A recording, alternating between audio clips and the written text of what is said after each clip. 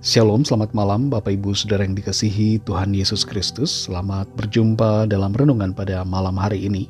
Doa dan harapan saya saudara semua ada dalam keadaan yang baik, sehat, penuh sukacita, dan selalu berlimpah berkat Tuhan. Kalau ada yang sedang dalam masalah persoalan, tetaplah semangat karena Tuhan turut bekerja dalam semuanya, dan Tuhan pasti membawa kebaikan buat saudara. Sebelum kita mendengarkan renungan firman Tuhan, mari kita berdoa.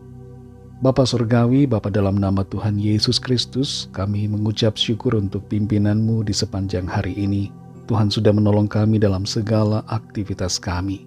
Saat ini kami mau mendengar sabda kebenaran firman-Mu. Jamahlah hati kami supaya kami mengerti dan taat pada kehendak-Mu.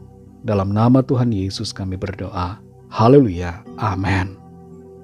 Saudara yang dikasih Tuhan, ayat renungan kita pada saat ini terdapat dalam 2 Raja-Raja 12 ayat yang ke-6.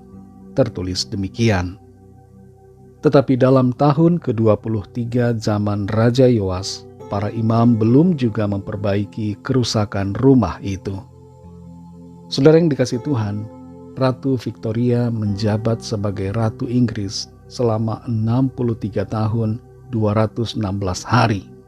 Dan ia menjadi salah satu tokoh yang paling berpengaruh saat itu.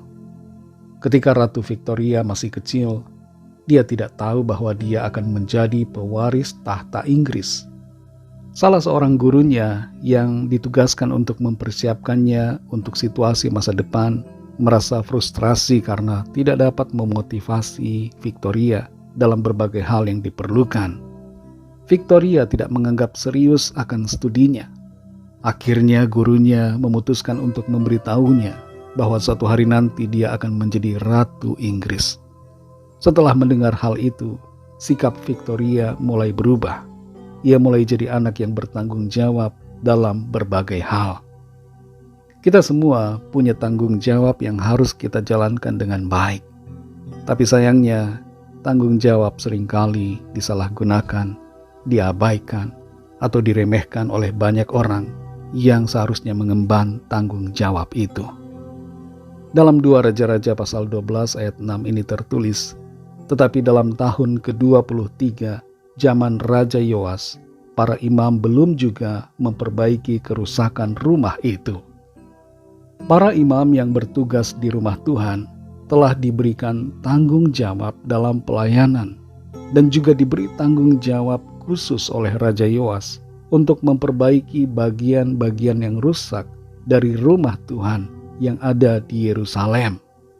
Sebagaimana yang seringkali terjadi pada sebuah bangunan, akan ada yang aus, rusak atau jebol. Demikian pula di bangunan rumah Tuhan itu, ada beberapa bagian yang memerlukan perbaikan. Dan untuk itu Raja Yoas memerintahkan pengumpulan dana dan mempercayakan perbaikan itu kepada para imam. Tapi rupanya dalam rentang waktu yang telah dirasa cukup oleh Raja Yoas bagi rumah Tuhan itu untuk diperbaiki, ternyata pada realitanya rumah Tuhan itu masih rusak di beberapa bagian dan tidak diapa-apakan oleh para imam, melainkan hanya dibiarkan begitu saja. Raja Yoas mungkin saat itu geleng-geleng kepala melihat sikap dari para imam yang tidak menjalankan amanat dan tanggung jawabnya dengan baik. Pada akhirnya Yoas sendiri mengkoordinir agar pekerjaan perbaikan itu tidak lagi diemban oleh para imam, tapi didelegasikan kepada orang lain. Sangat disayangkan bahwa para imam tersebut tidak berhasil menyelesaikan tanggung jawab yang diberikan. Padahal mereka bertugas di rumah Tuhan secara teratur, dan itulah yang menjadi fokus hidup mereka.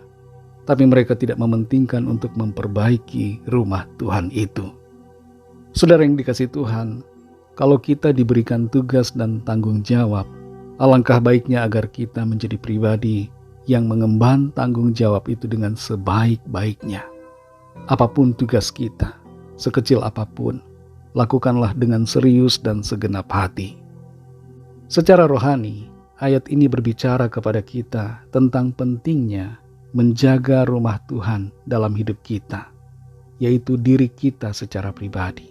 Kehidupan kita, karena kita adalah bait Tuhan yang kudus, dan adalah menjadi tanggung jawab kita untuk memperhatikan dan merawat kondisi rumah Tuhan, yaitu kehidupan kita.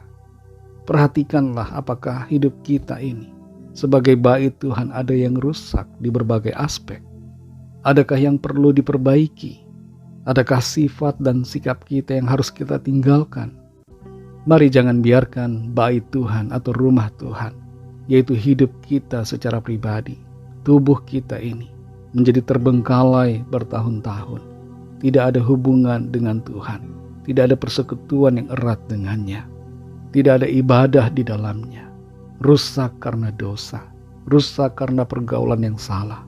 Mari saudara, perbaiki kehidupan kita, perbaiki hidup kita yang adalah bait-Nya, dengan cara mengikuti firman Tuhan dan mengasihi Tuhan dengan segenap hati. Kita semua diberi tanggung jawab oleh Tuhan. Waktu hidup kita adalah tanggung jawab yang Tuhan percayakan kepada kita. Tubuh kita ini adalah tanggung jawab yang dipercayakan. Mari kita pakai, kita rawat, kita jaga untuk kemuliaan nama Tuhan. Roh Kudus akan menolong kita. Mari kita berdoa. Bapa Sorgawi, Bapa dalam nama Tuhan Yesus Kristus, kami mengucap syukur ya Tuhan karena firman-Mu mengingatkan kami agar kami menjaga hidup kami, menjaga tubuh kami yang adalah bait-Mu, rumah-Mu yang kudus, supaya menjadi rumah Tuhan yang sungguh-sungguh berkenan kepada Tuhan, yang Tuhan mau tinggal dan berdiam di dalamnya. Kami bersyukur untuk firman-Mu. Tolong kami Tuhan supaya kami menjadi pribadi-pribadi yang bertanggung jawab dalam hidup kami. Dalam segala hal yang Tuhan percayakan, ajar kami dan tolong kami supaya kami mengemban tanggung jawab dengan sebaik-baiknya bagi hormat kemuliaan nama Tuhan. Terima kasih Tuhan. Pimpin kami terus ya Roh Kudus. Berkatilah kami dan lindungilah kami Tuhan di sepanjang malam hari ini. Lingkupi kami dengan kasih dan kuasa-Mu. Berikan kami tidur yang nyenyak di sepanjang malam ini. Dan bangunkan kembali besok pagi dengan kekuatan yang baru. Kesehatan yang dari Tuhan. Kami berdoa mohon lawatan Tuhan. Yang sakit Tuhan jamah dan sembuhkan. Berikan kesehatan yang sempurna. Tubuh yang lemah Tuhan kuatkan. Jiwa yang susah Tuhan hiburkan. Dan berikan semangat yang baru. Yang terikat terbelenggu dosa dan kuasa kegelapan, saat ini mengalami kelepasan dan kemenangan dalam nama Tuhan Yesus.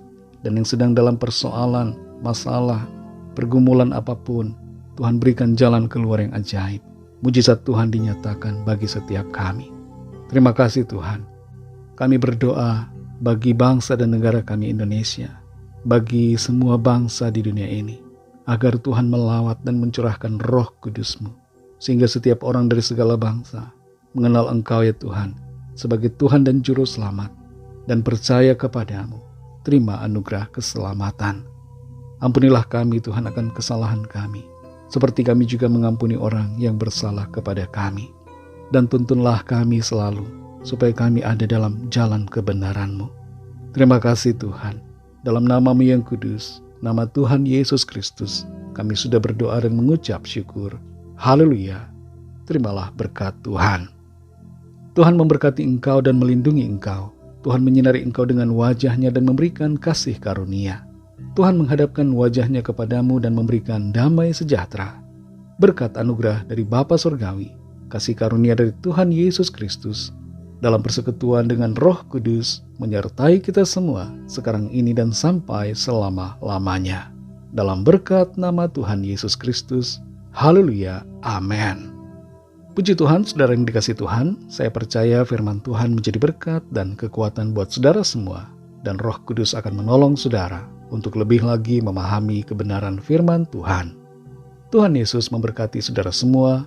Sampai jumpa dalam renungan yang berikutnya. Haleluya.